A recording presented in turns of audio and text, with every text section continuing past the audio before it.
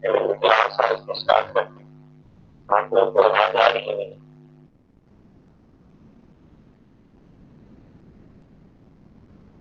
Sir बहुत अटक रही है आवाज आपकी।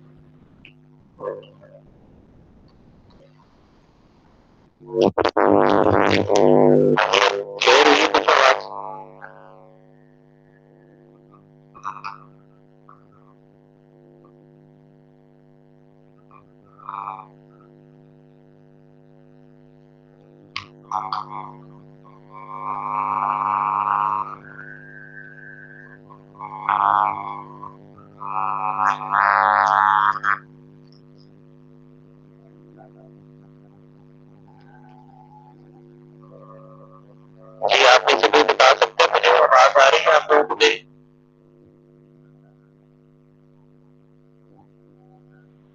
अब आइए सर थोड़ी सी। ठीक ठीक सर। आज का लेक्चर स्टार्ट करते हैं।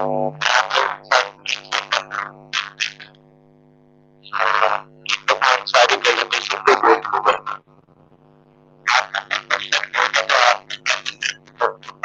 सर अब फिर आवाज नहीं आ रही है आपकी, बिल्कुल भी नहीं आ रही, समझ ही नहीं आ रही।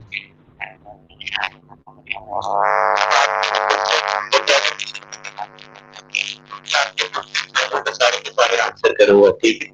ड्यूरिंग प्रेजेंटेशन जो है वो आपका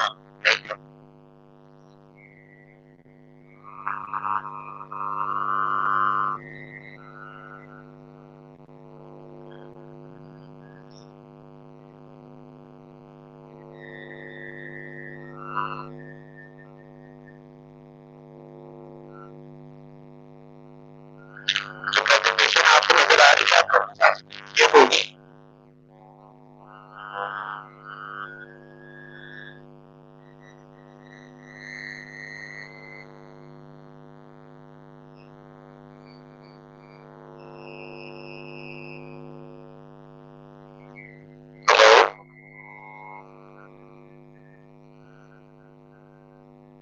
सर जी आपकी आवाज ना बहुत ज्यादा ब्लर हो के आ रही है।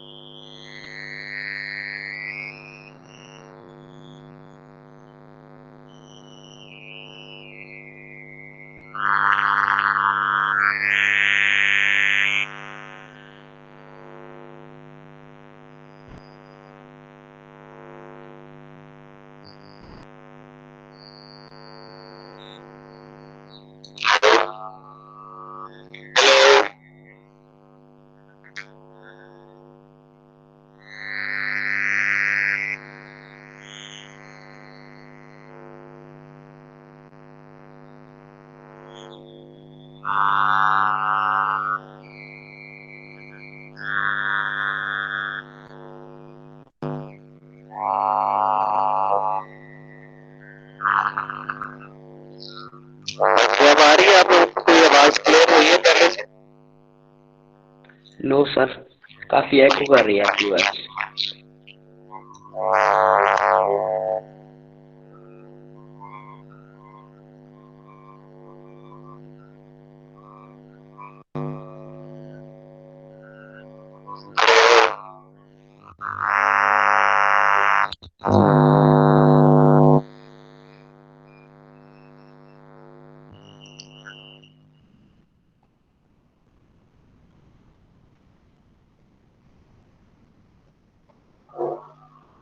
जी आपको बेहतरी आवाज में?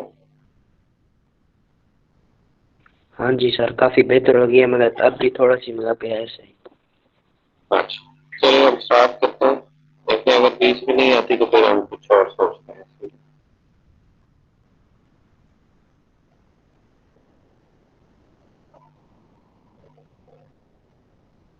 चलो, this is the course of introduction to technical and report writing skill.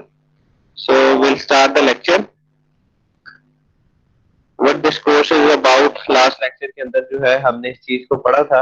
अब इसके अंदर जो चीजें इन्वॉल्व हैं, फर्दर जो है हम उन चीजों को जो है वो डिस्कस करेंगे। So technical writing is basically the result of deliberate and comprehensive design and a production process. यानी कि इसके अंदर एक थॉरो थॉट्स को आप लोग जो है डिजाइन करते हैं एंड प्रोडक्ट उससे एक फिनिश प्रोडक्ट क्या है आपकी कि एक पैराग्राफ कोई एप्लीकेशन कोई लेटर जो है वो आप एक फिनिश फॉर्म के अंदर जो है वो लिखते हैं. Variation in the process occurs because इसके अंदर वेरिएशन इसलिए है कि राइटिंग जो है या इंसान की ओपिनियन डिपेंडेंट है. कोई भी इंसान जो है किसी भी टॉपिक के ऊपर अपने ओपिनियन के मुताबिक उसको लिख सकता है. और इसके अंदर टेक्निकल और साइंटिफिक राइटिंग जो है मोस्टली हम इस चीज को डिस्कस करेंगे.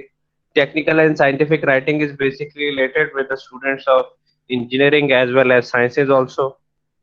ठीक है. तो अब जो चीजें इसके अंदर इंपॉर्टेंट हैं उन चीजों को हम डिस्कस करते हैं. कौन कौन सी चीजें जो है इनकी रेलिवेंसी है. ये लास्ट टाइम भी मैंने आप लोगों को चीजें बताई थी कि बेसिकली 5 करेक्टरिस्टिक्स हैं आपके पास टेक्निकल राइटिंग के अंदर कि कौन कौन से वो 5 चीजें हैं जो एक कॉम्प्रिहेंसिव पैराग्राफ के अंदर या एक कॉम्प्रिहेंसिव लेटर के अंदर एक एप्लीकेशन के अंदर होनी चाहिए. So the basic criteria of 5 characteristics जिनको हम कहते हैं ईटीआर इफेक्टिव टेक्निकल राइटिंग. अब इसके अंदर क्या चीजें इंक्लूड होनी चाहिए जब भी आप कोई चीज लिखें किसी भी टॉपिक के ऊपर. First one is the accuracy कि आपका कोई टॉपिक है कितना एक्यूरेट लिख रहे हैं आप उसके बारे में. जो इन्फॉर्मेशन आप प्रोवाइड कर रहे हैं वो ट्रू है या फॉल्स है. एक्यूरेट होनी चाहिए. Second one is the clarity. Clarity आपको पता चलेगी ऑडियंस से किस टाइप की ऑडियंस है उस हिसाब से जो है वो आप क्लैरिटी जो है वो डिजाइन करें. फॉर एग्जांपल आपके पास एक लेमैन है यानी कि आप इंजीनियरिंग के स्टूडेंट हैं और आप एक प्रेजेंटेशन दे रहे हैं फोर्थ क्लास के बच्चे को. सो आपकी वो जो प्रेजेंटेशन है या वो आपका पैराग्राफ जो है वो जो आपकी ऑडियंस है वो एक ले ऑडियंस है. उसको टेक्निकल टर्म्स का नहीं पता. तो आप क्या करेंगे जुमलों को उस हिसाब से क्लियर रखेंगे जो अंडरस्टैंडेबल हो towards that specific audience. Similarly आप प्रेजेंटेशन दे रहे हैं अपनी क्लास के अंदर आपने पीर लेवल के ऊपर आपके दोस्त हैं कोलीग्स हैं फेलोज हैं. जाहिर है वो टेक्निकल और साइंटिफिक टर्म्स जानते हैं. इन दैट केस जो है वो क्लैरिटी डिपेंड करेगी कि आप जो है बेशक उनके लिए मुश्किल टर्म्स भी यूज कर रहे होंगे तो वो उन्हें समझ आ रही होंगी. Third one is basically the conciseness. आपने कोशिश ये करनी है कि जब भी आप कोई भी चीज लिखें इधर इट्स अ पैराग्राफ और इट्स एन एप्लीकेशन और ए लेटर सो कंसाइज लिखें आप जुमलों को. आपने खामखा बात को जो है वो लंबा नहीं करना. टू द पॉइंट और कंसाइज लिखना है. दो फिक्रों की बात या दो सेंटेंसेस की बात अगर एक सेंटेंस के अंदर हो सकती है तो आपने वो एक सेंटेंस ही लिखना है. आपने कंसाइज रखना है अपनी राइटिंग को. इसी तरह द यूज ऑफ प्रोवर्ब्स जिसको आप जरबुल मिसल कहते हैं ये कोटेशंस जिन्हें कहा जाता है उनमें क्या होता है कि एक बहुत गहरी बात जो है वो 3 या 4 वर्ड्स के अंदर जो है वो कन्वे कर दी जाती है. एक बहुत बड़ा मैसेज होता है उसके अंदर. Similarly in the poetry poetry के अंदर भी इन 1 or 2 लाइंस पूरे का पूरा एक सिनेरियो जो है ये खुलासा जो है वो बयान कर दिया जाता है. तो आपने क्या करना है the use of that proverbs and the poetry so that the message should be conveyed in the minimum number of words. आपने कंसाइज रखना है अपने paragraph. Fourth one is the coherence. Coherence is very important as far as technical writing is concerned. Coherence means कि what is the link of the first sentence with the second one? What is the link of the second with the third one? आपके सारे जुमले जो हैं उनका आपस के अंदर एक रब्त होना चाहिए एक सिलसिला होना चाहिए. So coherence is very important कि आपके जो जुमले हैं या जो फिक्रे हैं वो टॉपिक से भी रिलेटेड हो और उनका सियाको सबा क्या है यानी कि उनके आगे और पीछे क्या सिनेरियो चल रहा है वो उसको भी रिलेट कर रहे हो. ये ना हो कि बहुत अनरियलिस्टिक सी और अनलिंक्ड लाइन जो है वो आपने दरमियान में लिख दी है उसका ना पहली से कोई रब्त है ना दूसरी से कोई रब्त है. And fifth one is the appropriateness. That is also important. Appropriateness जो है वो भी डिपेंड करेगी कि किस लेवल के ऊपर आप लिख रहे हैं किसको आप लिख रहे हैं. एक चीज के रेलिवेंट बहुत सारी इंफॉर्मेशन हो सकती हैं लेकिन आपने अकॉर्डिंग टू द ऑडियंस वो अप्रोप्रिएट इंफॉर्मेशन जो है वो उसके साथ शेयर करनी है जिस चीज की रिक्वायरमेंट है आपकी ऑडियंस को. ये किसी ने ज्वाइन किया है सॉरी तो मैं उन्हें जरा एडमिट कर लूं.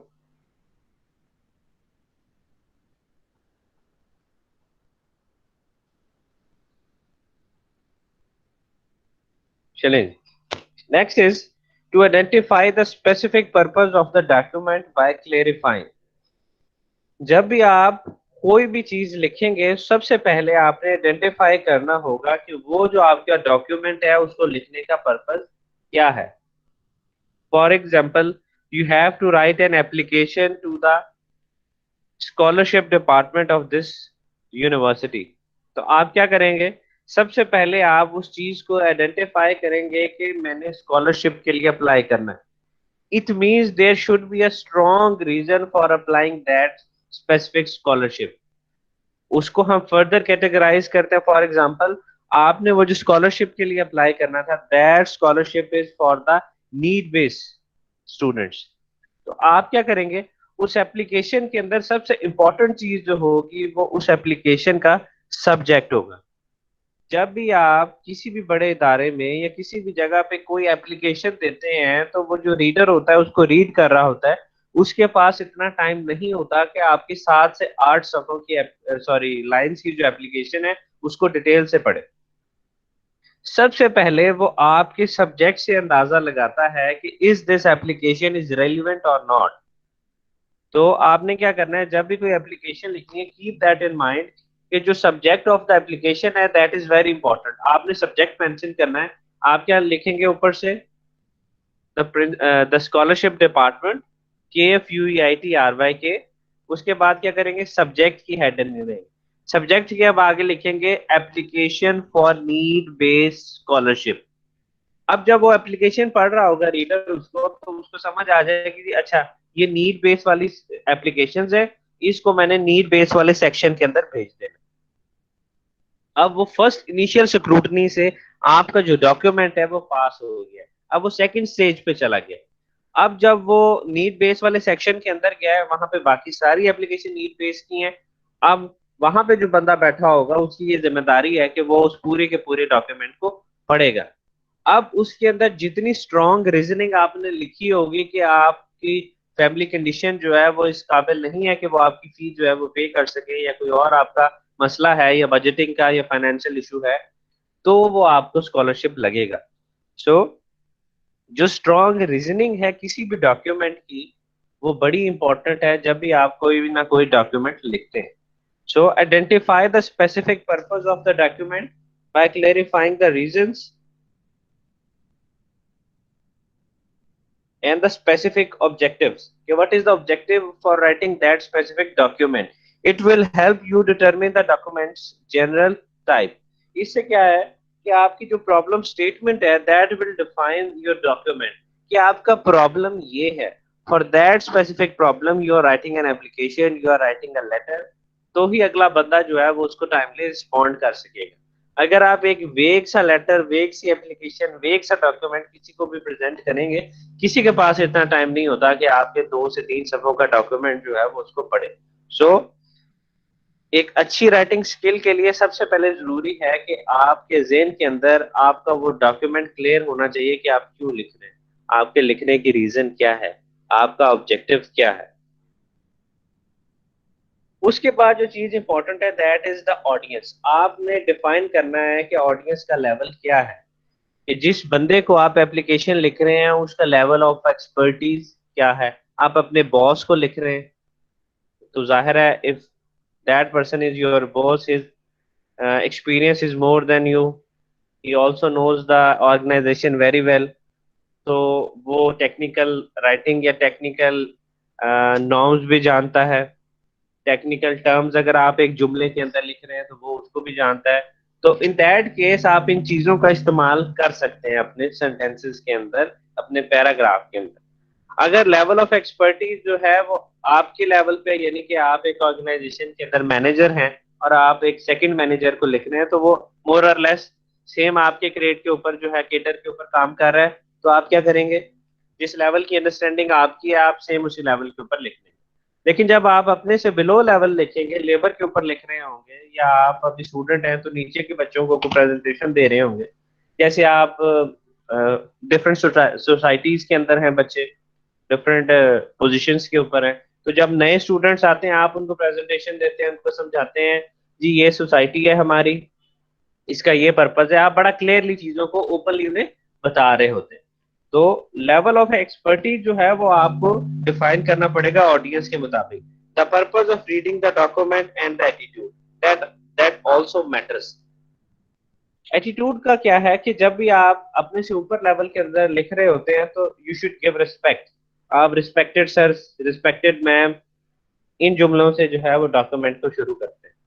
फिर जब आप अपने दोस्त के लेवल पे या आप सेम लेवल के ऊपर, पीर लेवल के ऊपर बात करते हैं, तो आप डियर, डियर उसका भी नाम ले सकते हैं, डियर अली, डियर एनीवन। ठीक है। तो आप इस तरह से जो है वो स्टार्ट कर सकते हैं एप्लीकेशन को या पैराग्राफ को। और जब आप नीचे लिखेंगे तो आप अस्सलाम वालेकुम करके स्टार्ट कर सकते हैं, हाय लिख के स्टार्ट कर सकते हैं। तो ये डिफरेंट लेवल है आपके पास audience. So far you must have done with defining the purpose, problem, audience. Now we go for collecting, creating and assembling the information. जब हम डिफाइन कर लेंगे कि हमारे डॉक्यूमेंट को लिखने का पर्पस क्या है, हमें क्या प्रॉब्लम थी जिसकी वजह से हमने वो डॉक्यूमेंट लिखा, हमारी कौन सी टारगेटेड ऑडियंस थी, उसके बाद हम क्या करेंगे कि उस टॉपिक से रिलेटेड इंफॉर्मेशन को सबसे पहले कलेक्ट करेंगे। हम गूगल से वो सर्च कर सकते हैं कि आपका स्पेसिफिक टॉपिक क्या है। गूगल के ऊपर हमने सर्च किया, उसके डिफरेंट एस्पेक्ट्स देखे हमने, डिफरेंट लिंक से उसके इंफॉर्मेशन वगैरह को कलेक्ट कर उसके बाद क्रिएटिंग। हम क्या करेंगे कि एक डॉक्यूमेंट क्रिएट करने की कोशिश करेंगे। कैसे? Assembling the information. वो जो इंफॉर्मेशन स्कैटर्ड फॉर्म के अंदर है उनको जुमलों की सूरत में या सेंटेंसेस की सूरत में 1 2 3 4 5 6 इस तरह से जो है वो लिंक करते जाएंगे information. Then we sketch out the outline and organize the information. हम एक स्केच बना लेंगे जी। फर्स्ट पैराग्राफ के अंदर जो है उस टॉपिक का इंट्रोडक्शन होगा, यानी कि पर्पस स्टेटमेंट होगी उस पैराग्राफ की। सेकंड के अंदर क्या होगा जी, उससे रिलेटेड पास्ट इंफॉर्मेशन होगी, यानी कि बैकग्राउंड नॉलेज होगा उस पैराग्राफ का। थर्ड जो है उसके अंदर हम डिफाइन करेंगे जी हमारे पास प्रॉब्लम ये है एंड उसका जो सोल्यूशन वो ये है। और एट द एंड जो है हम उस डॉक्यूमेंट को जो है वो कंक्लूड कर देंगे कि ऊपर जो हमने सारी की सारी इंफॉर्मेशन दी है उसका खुलासा ये है। इस specific purpose for writing that document is this. वो कंक्लूजन जो है वो 3 से 4 लाइनों की एक ब्रीफ इंफॉर्मेशन होगी उसकी। Then we can use these sketches to present the data। कि हमने ये जो आउटलाइन बनाई होगी इससे, इस आउटलाइन से रिलेटेड जो है वो हम इंफॉर्मेशन को जो है वो कलेक्ट करते जाएंगे और लिखते जाएंगे कि कौन सा पोर्शन जो है वो हमने इंट्रोडक्शन में लिखना है, कौन सा पोर्शन बैकग्राउंड नॉलेज में लिखना है, कौन सा नॉलेज जो है वो हमने अपने स्पेसिफिक टॉपिक से रिलेटेड लिखना है, एंड एट द एंड कौन सा जो है वो हमने कंक्लूजन से रिलेटेड लिखना है। Right first a draft. Draft जो होता है किसी भी डॉक्यूमेंट का वो फाइनल स्टेज से पहले का डॉक्यूमेंट होता है जिसके अंदर बहुत सारी गलतियां होती हैं। इनिशियल ड्राफ्ट बनाते हैं आप किसी भी डॉक्यूमेंट का, फिर उसके अंदर आप ढूंढते हैं कि इसके अंदर स्पेलिंग मिस्टेक्स ये हैं, स्टाइलिस्टिक मिस्टेक्स ये हैं, ग्रामेटिकल मिस्टेक्स ये हैं। आप एक दफा थॉरोली उसको रीड करते हैं। और बेहतर अप्रोच ये होती है कि अगर आपका कोई दोस्त, आपका कोई कोलीग जिसकी आपसे बेहतर वोकेबलरी हो या राइटिंग स्किल्स आपसे अच्छी हो, आप एक दफा उसको वो ड्राफ्ट जो है वो रीड करवाएं। एक इंसान जो है उसका ओपिनियन एक और हो सकता है, एक चीज को जज करने का, एक चीज को लिखने के लिए उसकी वोकेबलरी लिमिटेड हो सकती है। दूसरा इंसान जो है वो आपको कोई बेहतर वर्ड, कोई बेहतर लाइन, बेहतर सेंटेंस जो है वो बता सकता है। तो क्या करेंगे, आप किसी और को अपना डॉक्यूमेंट रीड करवाएंगे। वो क्या करेगा, उसके अंदर जो है जो भी आपकी मिस्टेक्स होंगी उनको हाईलाइट करेगा, एंड देन आप जो है फिर फाइनल जो है वो डॉक्यूमेंट जो है वो बना लें। तो गलतियां ये डिफरेंट टाइप की हो सकती हैं, ग्रामर से रिलेटेड हो सकती हैं, स्टाइल से, लैंग्वेज से रिलेटेड। ठीक है। Now these three are basically the levels of the audience। expert level audience है ये आपकी, मैनेजेरियल आपके पास ऑडियंस है, एंड द ले पर्सन यानी कि एक ऐसा आदमी जिसको उसके बारे में बिल्कुल भी नॉलेज नहीं है। तो जब भी आप डॉक्यूमेंट लिखते हैं इन तीनों ऑडियंस को आपने जहन के अंदर लिखते हुए, रखते हुए वो डॉक्यूमेंट जो है वो आपने लिखना है। तो जब आप इंट्रोडक्शन का पैराग्राफ लिख रहे होंगे या इंट्रोडक्शन दे रहे होंगे किसी भी आप टॉपिक का, तो जो आपके पास एक्सपर्ट ऑडियंस होगी उसमें आप टेक्निकल लैंग्वेज जो है वो यूज कर सकते हैं, because that audience knows. For example एक साइंस कन्वेंशन हो रहा है, ये एक साइंस कॉन्फ्रेंस हो रही है, और साइंस से रिलेटेड उसके अंदर स्टूडेंट्स हैं जो बैठे उसको सुन रहे हैं, तो आप टेक्निकल टर्म्स यूज करते हैं, दे कैन अंडरस्टैंड। उसके बाद है मैनेजेरियल। जब आप मैनेजेरियल लेवल पे लिखते हैं तो आप प्रॉब्लम एंड सॉल्यूशन प्रेजेंट करते हैं, यानी कि you are a manager and you are writing a letter और any type of information in the organization. तो आप सबसे पहले प्रॉब्लम बताते हैं कि प्लांट के ऊपर ये प्रॉब्लम आया and this specific is the solution. फिर आप अपने बॉस से या अपने हायर लेवल से रिकमेंडेशंस मांगते हैं कि मेरी नजर के अंदर इस प्रॉब्लम का ये सोल्यूशन है, बट सर अगर आपके पास इससे बेहतर कोई फिजिबल सोल्यूशन है, you can also present. Third है जी ले पर्सन। इसके अंदर आप जस्ट रेलिवेंट इंफॉर्मेशन देते हैं और ऐसी टर्म्स का इस्तेमाल करते हैं जो अंडरस्टैंडेबल हो एक कॉमन आदमी के लिए।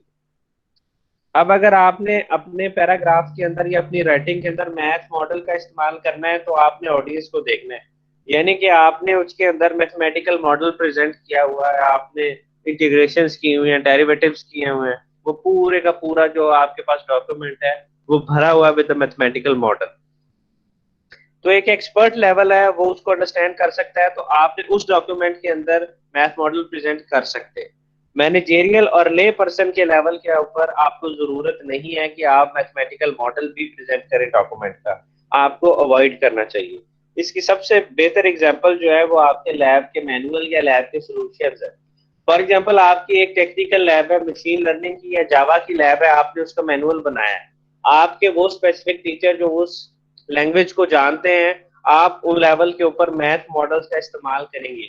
लेकिन अगर वो सेम आपसे मैनुअल मैं डिमांड करूंगा, क्योंकि मैं आपको ये पढ़ा रहा हूँ और मेरी फील्ड नहीं है वो, तो आप कोशिश करेंगे कि आप उन मॉडल्स को अवॉइड करें और आप सिंपल वर्ड्स के अंदर वो चीज मुझे एक्सप्लेन करें। Similarly for the equations as well, if that person knows the equation he is an expert. तो आपने इक्वेशंस का इस्तेमाल करना है अपने डॉक्यूमेंट में, और अगले दो लेवल्स के ऊपर आपने कोशिश करनी है कि आप इस चीज को अवॉइड करें। Third one is the graphics. Graphics ये है कि आपने तस्वीर के अंदर चीजें लेबल की हैं और उनकी इंफॉर्मेशन जो है वो बताई है। एक्सपर्ट लेवल के ऊपर क्या करेंगे, आप डिटेल्ड बताएंगे, यानी कि आप तस्वीर को सारे का सारा लेबल करेंगे और एक प्रोसेस को फर्दर फर्दर जो है वो एक्सप्लेन करेंगे। बाकी दो लेवल के ऊपर आप सिंपल तस्वीर रखेंगे और लोगों को प्रोसेस समझा देंगे, जी यहाँ से ये फर्स्ट स्टेप था, this is the second step and this one is the third step. इसी तरह डिटेल लेवल। डिटेल लेवल के अंदर क्या होगा, एक्सपर्ट लेवल में हम क्या करेंगे, एक्यूरेट और न्यूमेरिकल डेटा जो है वो प्रेजेंट करेंगे। लेकिन अगले दो लेवल्स के अंदर हम सिंपल डाटा प्रेजेंट करेंगे, बाय वर्ड्स जो है हम चीजों को समझाने की कोशिश करेंगे rather than mathematical model. Next the technical terms. Technical terms हमेशा वहां पे यूज की जाती हैं जहां पे आपकी ऑडियंस उन टेक्निकल टर्म्स को अंडरस्टैंड करती है, that is understandable to the audience. तो आप एक्सपर्ट लेवल के ऊपर, एक्सपर्ट ऑडियंस के ऊपर टेक्निकल टर्म्स यूज करेंगे, अगले दो लेवल के ऊपर इनको अवॉइड करेंगे। Last one is the emphasis. Emphasis के अंदर क्या करेंगे, एक्सपर्ट ऑडियंस जो है वो आपका एनालिसिस देख रही होगी कि आपने इस चीज को कितने बेहतर तरीके से जो है वो एनालाइज किया है। आप उसके अंदर टेक्निकल एनालाइज करेंगे, यानी कि अगर मैं मैकेनिकल इंजीनियरिंग के टर्म्स के अंदर इसको एक्सप्लेन करूं, तो फॉर एग्जांपल हमने एक स्ट्रक्चर बनाया गाड़ी का जिसके ऊपर गाड़ी का इंजन रख दिया। अब उसका एक वेट एनालिसिस हुआ कि किन पोर्शंस के ऊपर ज्यादा वेट जो है वो अप्लाई हो रहा है। अब ये वो टर्म्स है जो मैकेनिकल इंजीनियर्स के लिए अंडरस्टैंडेबल है। बाकी दो के लिए हम क्या करेंगे कि ये एनालिसिस, ये डेटा जो है वो प्रेजेंट नहीं करेंगे। हम क्या करेंगे, कॉस्ट एनालिसिस दे देंगे कि जी ये हमें माउंटिंग या ये स्ट्रक्चर बनाने के लिए इतना खर्चा आया। वो एक मैनेजर लेवल के लिए अंडरस्टैंडेबल होगा या एक ले पर्सन के लिए अंडरस्टैंडेबल होगा कि जी इतने वेट का इंजन अगर मैंने इतनी बड़ी चेसी के ऊपर रखना है तो मेरा खर्च जो है वो ये हो। तो आपने ऑडियंस को अपने जेन में रखते हुए चीजें जो है अपने पैराग्राफ की वो डिजाइन करनी होती। Revise the document in stages. जब आप डॉक्यूमेंट को रिवाइज कर रहे हो, उसकी प्रूफ रीडिंग कर रहे हो, तो उन्हें डिफरेंट स्टेजेस के अंदर जो है वो किस तरह से रिवाइज किया जाता है। सबसे पहले आप ऑर्गेनाइज करते हैं डेटा को कि जी ये that is the first paragraph, that one is the second, that one is the third. Then क्या करते हैं, the content for accuracy and appropriateness. फिर जो आपने कंटेंट लिखा है उसकी एक्यूरेसी चेक करते हैं, जी ये जो हमने इंफॉर्मेशन दे रहे हैं ये करेक्ट भी है या नहीं। अगर वो करेक्ट है तो वो अप्रोप्रिएट भी है या नहीं, कि आपके ऑडियंस के लिए वो मौजू है या नहीं। ना उसके बाद जो है next is edit the paragraph and the sentences. हम पैराग्राफ या सेंटेंसेस को एडिट क्यों करते हैं? For to improve the clarity, conciseness, coherence, and to fix the problems of grammar, spelling, punctuation, mechanics और usage। So इन सारी चीजों के लिए जो है आप अपने पैराग्राफ या सेंटेंस को जो है वो इम्प्रूव करते हैं। 10वें नंबर पे है one of the more reviews, legal review, technical review, P review. Legal reviews क्या है कि आप जो है एक फोरम के ऊपर जो है उसको भेजते हैं, वो उनको जो है वो रिव्यू करता है। फॉर एग्जांपल आपने एक रिसर्च पेपर लिखा है और आपने सबमिट करवा दिया है इनटू अ जर्नल पेपर, तो जब आप अपना पेपर जो है वो सबमिट करवाते हैं, वो at least they take 6 to 8 months to review that paper. तो वो एक उनका लीगल फोरम होता है, एक टीम होती है जो उस पेपर को चेक करता है, उसकी इंफॉर्मेशन को चेक करता है, फिर आपको रिस्पॉन्ड करता है। That is the legal review. Second is the technical review. उनकी एक टेक्निकल टीम होती है जो उसका जो आपने टेक्निकल नॉलेज उसके अंदर प्रेजेंट किया होता है उसको देख रही होती है। Third one is the Pir review, कि आपने पेपर भेजने से पहले अपने दोस्तों को या अपने बॉस को, अपने एचओडी को वो पेपर दिखाया और उन्होंने जो है उसके अंदर से गलतियां जो है वो आइडेंटिफाई की है। So these are basically the reviews before presenting the final document or publishing the final document. Next is the collaborative writing. Collaborative writing क्या है कि आप जो है डॉक्यूमेंट प्लानिंग और मैनेजमेंट कैसे करते हैं। आपकी प्लानिंग के अंदर क्या है कि इनिशियल स्टेज के अंदर आपने जस्ट इंफॉर्मेशन कलेक्ट करनी है, उसके बाद इंफॉर्मेशन को ऑर्गेनाइज करना है, उसके बाद आपने ड्राफ्ट बनाना है, ड्राफ्ट बनाने के बाद उसकी थॉरो रीडिंग करनी है, देन आफ्टर थॉरो रीडिंग आप रिव्यू देंगे, किसी को भेज देंगे वो डॉक्यूमेंट। जब उसकी रिव्यू होके आ जाएगा, उसके बाद जो है गलतियां आप करेक्ट करेंगे, करेक्टिव मेजर लेंगे उसका, and at the and final document जो है आफ्टर रिवीजन जो है वो आपका प्रेजेंट हो जाएगा। That is basically the collaborative writing. अब इसके कैरेक्टरिस्टिक्स आपके पास कौन कौन से, इनको देख लेते हैं। ये आपके पास एक पैराग्राफ दिया हुआ है। अब तक जितनी चीजें हमने पढ़ी हैं उनको सेम के अंदर रखते हुए हम इस पैराग्राफ को पढ़ते हैं। इसमें आपको एक इलेक्ट्रिकल फिनोमेना जो है वो बताया गया है। The flow of electric current can induce the migration of impurities and other defects through the bulk of solids. This process is called electromigration. In simple electromigration, the force on the defect is thought to have two components. The first component is the force created by direct interaction between the effective charge of the defect and electric field that derives the current. The second component, called the wind force, is the force caused by scattering of electrons at the defect. नीचे ये बताया हुआ है ये कहाँ से ली। So इस specific paragraph के अंदर एक टेक्निकल इंफॉर्मेशन प्रोवाइड की गई है which is related with electrical engineering. So electrical के जो स्टूडेंट्स हैं उनके लिए ये पैराग्राफ जो है दैट इज वेरी अंडरस्टैंडेबल, लेकिन एक मैनेजेरियल लेवल या एक ले पर्सन के लिए ये जो पैराग्राफ है that is not as good understandable. तो इसके अंदर जो चीजें हैं, फॉर एग्जांपल हम बात करें तो इलेक्ट्रॉन माइग्रेशन की बात है, इम्प्योरिटीज की बात है, इलेक्ट्रोमाइग्रेशन एक फिनोमेना बताया गया है, दो कंपोनेंट्स बताए हैं, विंड फोर्स के बारे में बताया। अगर हम इन चीजों को सिंपल कर देंगे तो ये जो आपके पास पैराग्राफ है it would be understandable for the low levels as well. तो ये आपको एग्जांपल देने का मकसद सिर्फ ये है कि डिफरेंट ऑडियंस को किस तरह से जो है वो आप टारगेट कर सकते हैं फॉर द राइटिंग स्किल्स।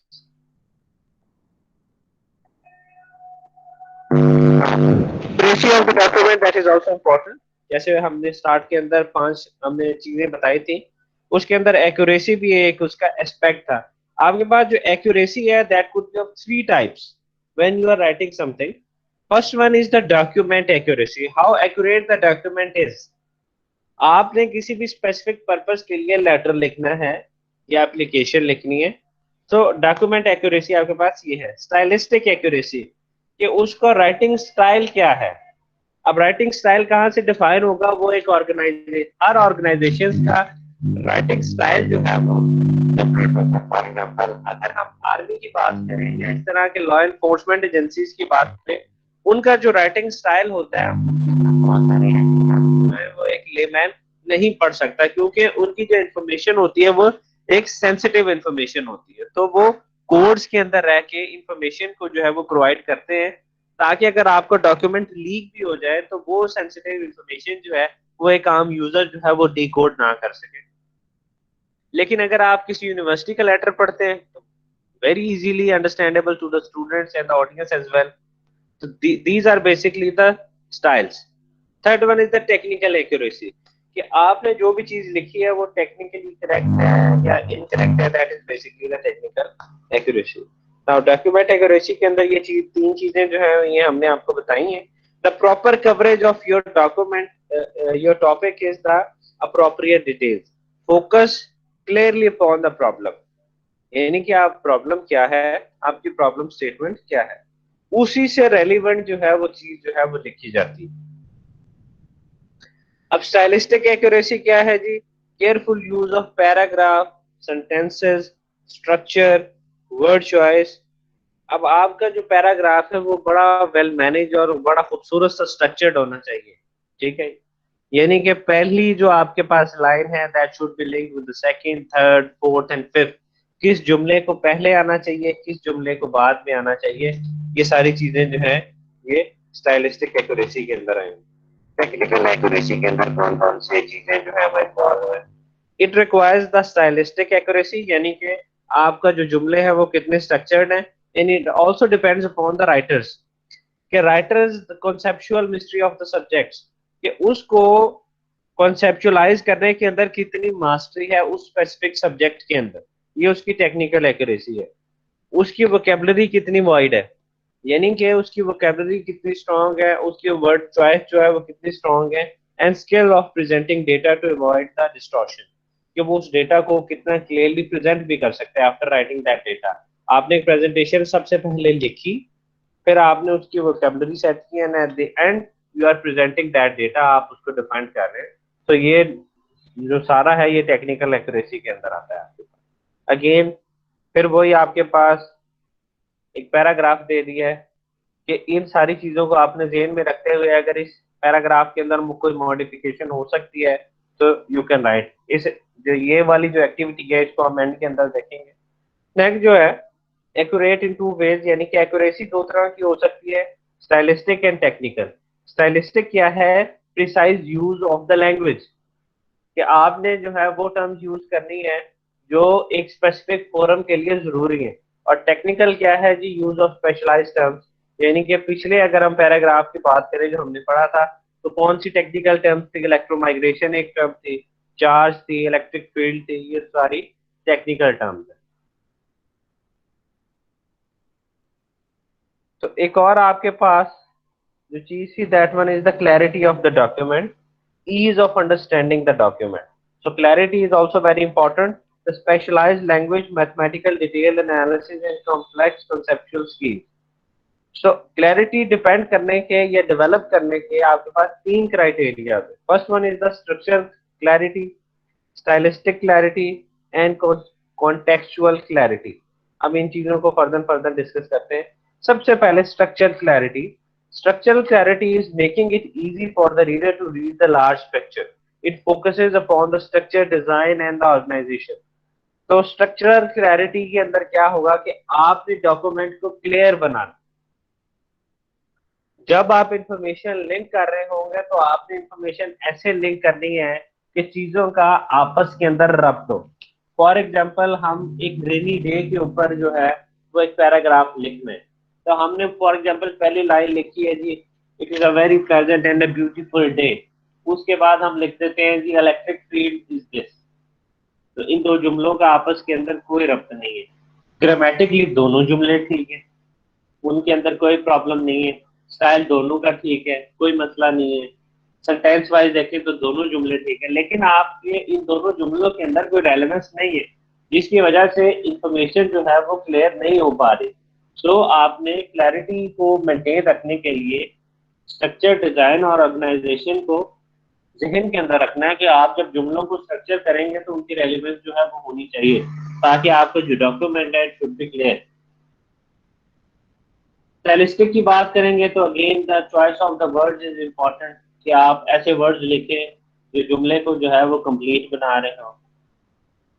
बहुत सारी नॉमेनक्लेचर्स होती है, फॉर एग्जांपल डिफरेंट सोसाइटीज के लिए डिफरेंट तरह की नाम यूज की जाती है, लाइक एएसटीएम स्टैंडर्ड्स हैं, एसमी है मैकेनिकल इंजीनियरिंग की। इसी तरह आप लोगों से रिलेटेड बहुत सारी सोसाइटी होंगी, लाइक आपके कुछ अर्से पहले इवेंट हुआ था स्पाइस थी, ये बहुत सारी चीजें।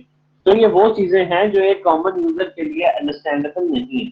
तो जब आप अपने पैराग्राफ के अंदर इस तरह की चीज को लिखते हैं, तो जब पहली दफा आप उसको लिखते हैं आप उसका पूरा नाम लिखते हैं, यानी कि फॉर एग्जाम्पल हम डिफाइन करते हैं society of software engineering, SSE, society of software engineers, SSE.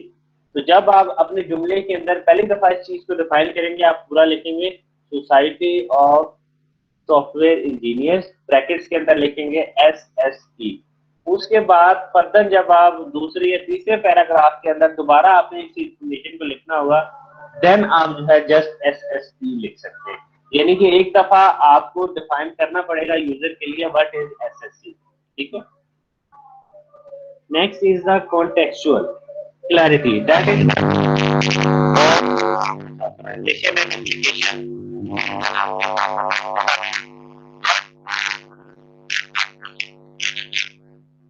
आपकी रीजनिंग क्या है किसी की स्पेसिफिक डॉक्यूमेंट को लिखने की। आप डॉक्यूमेंट क्यों लिख रहे हैं, आप डॉक्यूमेंट किसको लिख रहे हैं। तो ये सारी चीजें जो है ये कॉन्टेक्चुअल क्लैरिटी के अंदर आती है। तो इसमें वही चीजें हैं जो शुरू में हमने डिफाइन किए हैं जी। सबसे पहले इंट्रोडक्शन होगा किसी भी टॉपिक का, उसके बाद उसको लिखने की प्रॉब्लम स्टेटमेंट होगी, why we are writing this topic. उसके बाद citation and reference, these are all the terms that are related with the research papers. और जब आप 6 सेमेस्टर के अंदर 7 सेमेस्टर के अंदर जा रहे होंगे तो आप ये चीजें जो है रिसर्च पेपर से रिलेटेड पढ़ेंगे।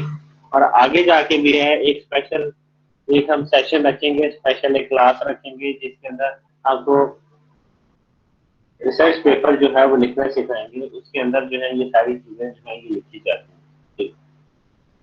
अगेन वही आपको दोबारा से बता दिया है जी। आप ये चीजें पढ़ने के बाद आपको ये कोई पैराग्राफ क्लियर हो रहा है। नेक्स्ट चलते हैं क्लैरिटी के अंदर और जो चीजें आपके पास इन्वॉल्व हैं। इनकी क्लैरिटी होनी चाहिए simple and the direct sentences. आपने जुमलों को सिंपल और डायरेक्ट रखना। Word order in the sentence, word order आपका क्लियर होना चाहिए। Clarity is achieved by using ritual devices of defining a term. यानी कि एक दफा आपने टर्म डिफाइन कर देंगे स्टार्ट के अंदर, उसके बाद जो है वो आप उसको नेक्स्ट जो है वो डिफाइन करते जाएंगे एज इट इज लिखे। उसके बाद कंसाइजनेस थी मेरे पास। कंसाइजनेस क्या है जी, आपने जुमलों को आपस के अंदर इस तरह से समो देना है कि कम से कम राइटिंग के अंदर जो है ज्यादा से ज्यादा ब्रीफ इंफॉर्मेशन जो है provide. So conciseness conveys only the needed material, not all the relevant material. There are two strategies of the conciseness. First is to prepare a clear introduction and then to develop a detailed outline. Use appendices to refer the information, not necessarily eliminate useless information. अब ये appendices क्या होती हैं, जो next जो physical class है उसके अंदर मैं आपको बताऊंगा किस तरह से अपेंडिसेस जो हैं वो आप अटैच करते हैं एक डॉक्यूमेंट के साथ। फॉर एग्जाम्पल इसी में एक छोटी सी आपको एग्जाम्पल देता हूँ।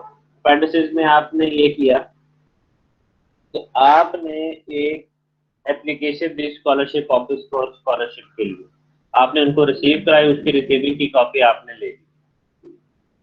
कुछ अर्सा के बाद लिस्ट लग गई कि फला बच्चे का स्कॉलरशिप लग गया है, आपका स्कॉलरशिप नहीं लगा। आप समझते थे कि आप डिजर्विंग है और आपका लगना चाहिए था। आप क्या करेंगे, दोबारा से एक एप्लीकेशन लिखेंगे और उस एप्लीकेशन के अंदर रेफरेंस देंगे जी फला डेट को मैंने एक एप्लीकेशन आपको सबमिट करवाई थी। और आप करेंगे जी उस डेट का करेंगे, जब आप लिख रहे होंगे तो आप क्या करेंगे जी, that application is attached at the appendix A. और उस अपेंडिक्स ए के अंदर क्या होगा कि जो आपने पहले एप्लीकेशन दी थी आप उसको अटैच कर देंगे उसकी copy. That is the use of appendix. इसके अंदर क्या है कि word does not disagree from the point. Coherence, that is the last topic. Coherence क्या है जी? Coherence is basically the quality of hanging together of providing the reader an easy flow path, logically and stylistically consist information, organization and expression of ideas in a specific pattern, linking various components of the document. तो coherence क्या है कि आपका जो document का रब्त है वो कैसा है, चीजें जो है वो एक दूसरे के साथ किस तरह से रिलेट या आपने लिंक की, सारी चीजें जब आपके पास पैराग्राफ जब आपका एक बन जाता है, पैराग्राफ के अंदर जो चीज इंपॉर्टेंट होती है वो टॉपिक सेंटेंस होता है उसका और सपोर्टिंग सेंटेंसेस होते हैं, यानी कि सार के अंदर आपका एक टॉपिक सेंटेंस होता है जो बता रहा होता है कि आपका टॉपिक है, उसके बाद उसके सपोर्टिंग आपके पास सेंटेंसेस होते हैं जो फर्दर उसको ब्रीफ कर रहे होते हैं। तो नेक्स्ट आपकी क्लास है उसके अंदर हम पैराग्राफ राइटिंग को जब पढ़ेंगे तो ये चीजें जो है ये सारी हम फर्दर एक्सप्लेन कर रहे होंगे। Strategies to develop a paragraph, exemplification, analysis, comparison and contrast, definition, enumeration and description, ये बेसिक डिटेल्स हैं आपके एक पैराग्राफ की कि आप एक एग्जांपल से उसको स्टार्ट करते हैं, फिर एनालाइज करते हैं, किसी एक मॉडल के साथ उसको कंपेयर करते हैं, डिफाइन करते हैं एंड देन उसकी डिस्क्रिप्शन जो है वो दे रहे हैं। अगेन वही आपको पैराग्राफ देंगे। It develops the subject matter in easy to flow the link of activities, the use of references as well.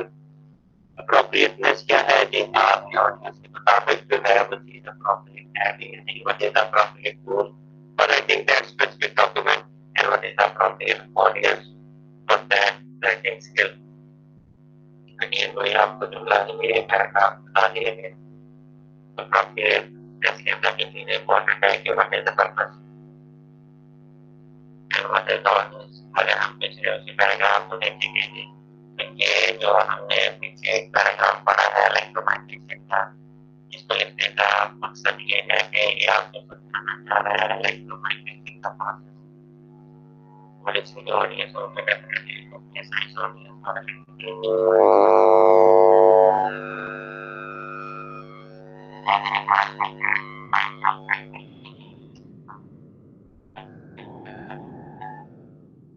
letters that are written from one organization to another organization। Meeting documents होते हैं जिन्हें minutes of meeting कहते हैं। जब एक meeting होती है last lecture के अंदर हम एक एक्टिविटी करेंगे अभी कि आपकी एक ऑर्गेनाइजेशन बनाएंगे क्लास के अंदर और फिर किसी को बना देंगे, को प्रेसिडेंट होगा, को वाइस प्रेसिडेंट होगा, someone is the secretary. So it is the responsibility of the secretary to write the minutes of meeting. उसके बाद लिटरेचर रिव्यू होता है, this document is related with the research paper. फिर report writing होती है, ये बच्चों आपसे रिलेटेड है। रिपोर्ट राइटिंग आपकी लॉन्ग एंड शॉर्ट हो सकती है, लैब रिपोर्ट हो सकती है, रिसर्च रिपोर्ट हो सकती है, प्रोजेक्ट रिपोर्ट्स हो सकती हैं, ये सारी डिफरेंट होती हैं। फील्ड विजिट आपने कोई ट्रिप किया यूनिवर्सिटी की तरफ से, उसको आपने लिखना है तो वो फील्ड रिपोर्ट्स होती हैं। कंसल्टिंग रिपोर्ट्स होती हैं, प्रोग्रेस रिपोर्ट्स होती हैं, like if I'm working in an organization and my boss demands the progress of this week, तो मैं उसको प्रोग्रेस रिपोर्ट किस तरह से बना के दूंगा। डिजाइन एंड फिजिबिलिटी रिपोर्ट्स, अगर आप एक डिजाइन इंजीनियर है, आप एक सॉफ्टवेयर डेवलप कर रहे हैं और उसको बेच रहे हैं, तो जो आपके पास परचेजर है वो सबसे पहले आपसे डिजाइन और फिजिबिलिटी रिपोर्ट मांगेगा, आप वो बना के देंगे उसको। इसी तरह लेटर्स की बात करें तो जॉब एप्लीकेशन लेटर्स हैं, इंशाल्लाह ये भी हम लिखना सीखेंगे। एक्सेप्टेंस लेटर्स हैं, ट्रांजिशनल लेटर्स हैं, लेटर्स ऑफ इंक्वायरी हैं, टेक्निकल इंफॉर्मेशन लेटर्स हैं।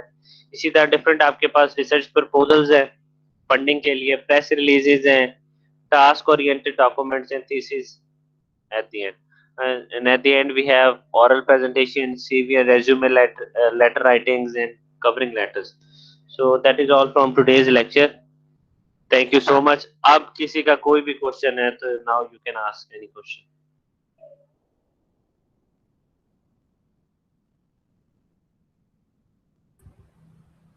No sir. क्लियर है सबको? Yes sir.